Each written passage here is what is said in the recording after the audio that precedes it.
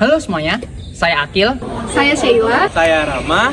Saya Jennifer. Di sini kami akan membawakan materi tentang Pantai Indah Kapuk atau bisa disebut dengan PIK.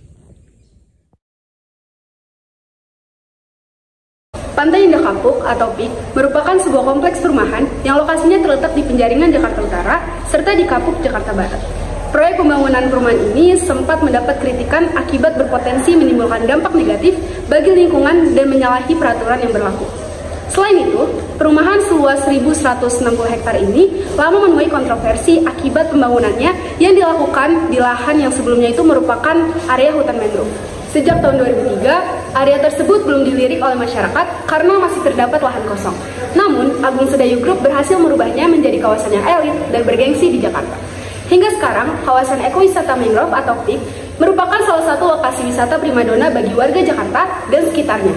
PIK bukan hanya area klaster perumahan, tetapi juga terdapat kawasan lengkap seperti shopping mall, international school, hospital, fresh market, golf cart, dan juga waterbook. Selain menjadi sarana pelepas penat bagi warga Jakarta, hutan mangrove atau PIK juga menjadi sarana penguat pesisir pantai Indonesia dari bahaya abrasi yang belakangan ini menjadi ketakutan tersendiri bagi warga sekitar.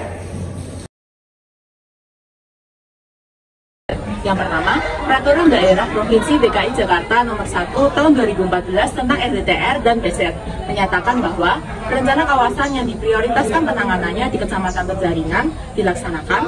F. Pengembangan kawasan-kawasan terpadu untuk fungsi campuran di kawasan Metro Pantai Indah Kapuk, Kelurahan Kamang Muara. Yang kedua, panduan merancang kota kawasan pembangunan terpadu Metro Pantai Indah Kapuk.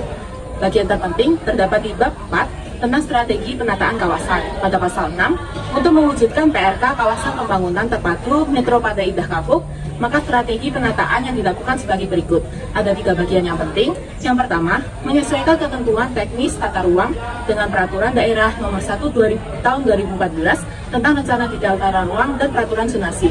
Yang kedua, penerapan konsep share surface sebagai zona transisi antar tema blok kawasan untuk meningkatkan aksesibilitas sekaligus menambah ketersediaan ruang terbuka publik di dalam kawasan. Share surface merupakan upaya meminimalkan segregasi antar pengguna jalan, misalnya menghilangkan fitur seperti trotoar, marka permukaan jalan, rambu lalu lintas, dan lampu lalu lintas.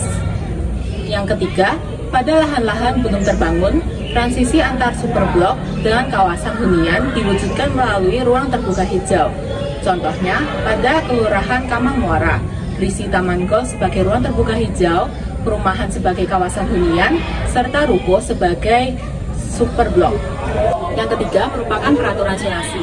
Pada gambar berikut, kawasan yang didominasi PIK sendiri merupakan kawasan hunian. Adapun strategi perencanaan dari Pantai Indah Kapuk tersebut. Nah, yakni yang pertama itu kita melakukan peruntukan lahan. Nah, peruntukan lahan ini mengintegrasikan ruang terbuka hijau dalam perancangan peruntukan lahan. Nah, lebih dari 30% peruntukan lahan untuk RTH menerapkan sistem programisius pada bangunan dan kawasan.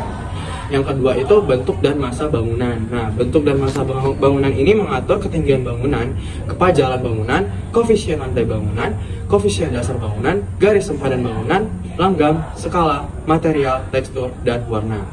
Pengaturan kepadatan lingkungan, densitas dari blok di perkotaan akan mempengaruhi pengaturan jarak dari sirkulasi penggunanya. Nah, yang ketiga, yang terakhir itu adalah jalur pedestrian. Nah, menyeimbangkan fungsi elemen pedestrian agar mendukung ruang terbuka publik yang hidup dan menarik, juga di saat bersamaan tetap mendukung aktivitas yang berhubungan. Nah, dan juga meningkatkan nilai estetika dan kenyamanan dari jalur dengan memanfaatkan perancangan tanaman. Yakni aksesibilitas ke ruang publik yang mudah dan cepat dengan konektivitas jalur pedestrian tersebut. Pada proses pembangunan Pantai Indah Kapuk, terdapat berbagai stakeholder seiring dengan berjalannya waktu. Dimulai dari PT Metropolitan Kencana pada tahun 80-an yang mengupayakan kawasan hutan Angke Kapuk sebagai pengembangan tempat permukiman, pusat bisnis, rekreasi, dan lain-lain. Namun, pada pertengahan tahun 1982, PT Metropolitan Kencana memberikan surat kepada Dirjen Kehutanan untuk mengamanatkan pembangunan tersebut kepada PT Mandala Permai. Tak lama, terdapat perjanjian-perjanjian dari pemerintah kepada PT Mandala Permai berupa pertukaran lahan hingga pengurusan analisa dampak lingkungan. Namun, hingga tahun 1991, belum ada kepastian yang jelas terkait perjanjian proses pembangunan tersebut. Padahal, nilai taksir area tersebut mencapai 6 triliun rupiah. Kemudian, pembangunan tersebut tetap dilaksanakan dengan bertahap dan berkelanjutan bersama Agung Sedayu Group. Walaupun pada awalnya, area tersebut tidak mendapatkan atensi yang baik dari properti di Jakarta akibat dari masih banyaknya lahan kosong serta prospek yang belum jelas. Dan hingga pada saat ini, kawasan Pantai Indah Kapuk menjadi area elit dan bergengsi di Jakarta. Sekian dari kelompok kami, kurang lebihnya mohon maaf. Terima kasih.